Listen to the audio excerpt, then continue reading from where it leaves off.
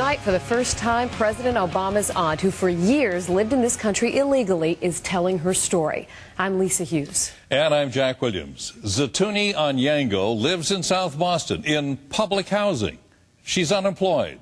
She collects disability and insisting her nephew never pulled any strings for her. Recently, she sat down for an exclusive interview with Jonathan Elias. And Jonathan, she's not making any apologies. Jack, she makes none. In fact, she's very fiery. The mention of her name makes many in Boston angry. Angry because she is living off of a system that she's never paid into. Angry because she is from a family that is now very wealthy, yet she remains a burden to Massachusetts taxpayers. If I come as an immigrant, you have the obligation to make me a citizen.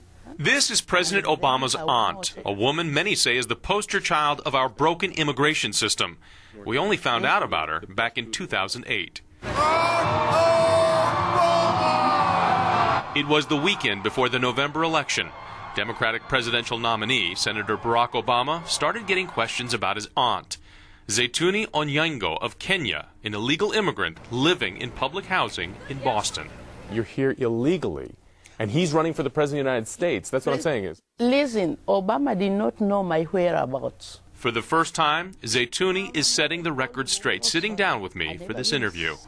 She had come to the United States in 2000 and says she had every intention of going back to Kenya.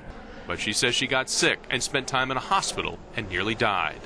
To me, Americans' dream became my Americans' worst nightmare. Why? Because of what I have gone through. Tell me what you've gone through. That is a hell of a lot. Hell of a lot. She became political fodder intended to hurt her nephew. She also became a focal point of anger. How could Zeituni be here illegally for years, living in government housing? Have been treated like public enemy number one. In 2004, Zeituni was ordered out of the country by an immigration judge. She didn't leave. Did you know that you were staying in this country illegally? I knew I had overstayed.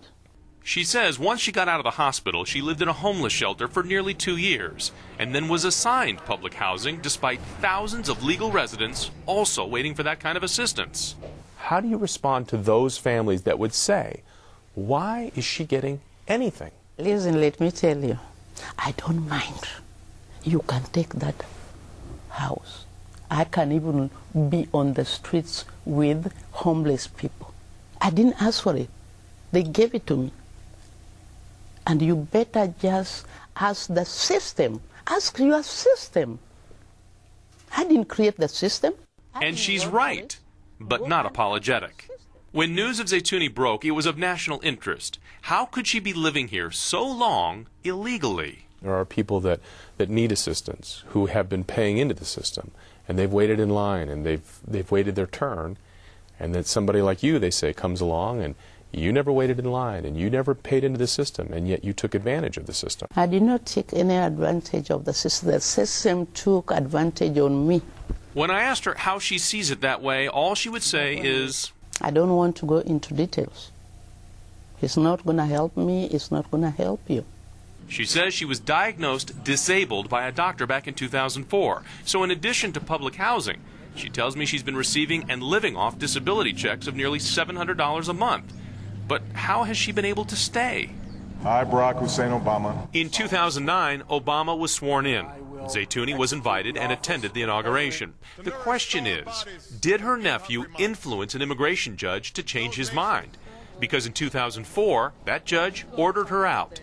This past May, that same judge granted her asylum. No influence at all from nobody, from nowhere. Don't drag my child into this.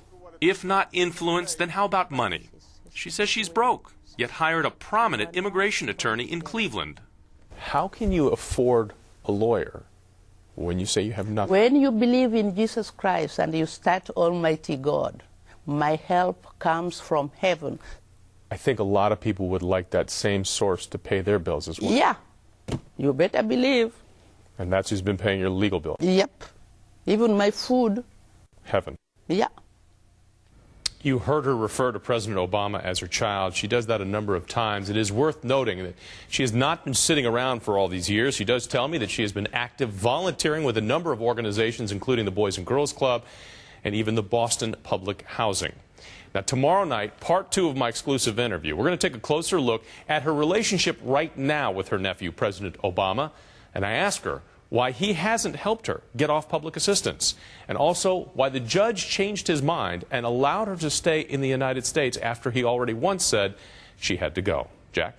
All right, Jonathan, thank you. And by the way, you can watch tonight's interview again at WBZTV.com. And tomorrow, after part 2, we'll post much more of Zeituni Onyango's Sit Down with Jonathan.